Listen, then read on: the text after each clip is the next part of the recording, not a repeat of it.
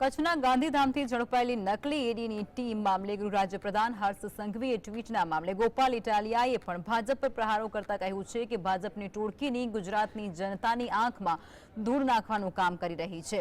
જે વ્યક્તિ પોલીસ કસ્ટડીમાં નથી પરંતુ જેલમાં છે તેણે કઈ રીતે આજે કે પછી ગઈકાલે કોઈ કબૂલાત કરી હોઈ શકે। ગોપાલ ઇટાલિયાએ ચેલેન્જ આપતા કહ્યું હતું કે આવો જાહેરમાં ડિબેટ કરીએ, સામસામે બેસીએ, જો ઈડીમાં આપનો નેતા પકડાયો હોય તો આવો ડિબેટ કરીએ।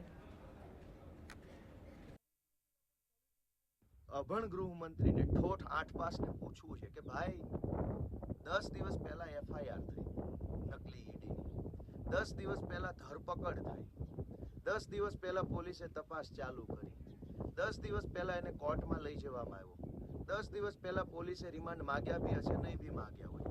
આ તમામ ઘટના 10 દિવસ પહેલા બની। આજ 10 દિવસ પછી 8 પાસ ઠોઠ ગૃહમંત્રીને એવી ખબર પડે છે કે આ માણસે એસપીને, ભાજપને અને આપવાળાને પૈસા આપ્યા છે। એ તો 10 દિવસ પછી ખબર પડે છે। ભાઈ તમે અભણ છો, દુનિયા થોડી અભણ છે, ભણેલા છે બધા। કમસે કમ તમારા કરતા 4 ચોપડી વધારે 12મા સુધી ભણેલા માણસો હોય। કોની આંખમાં ધૂળ નાખવા નીકળ્યા છો ભાઈ?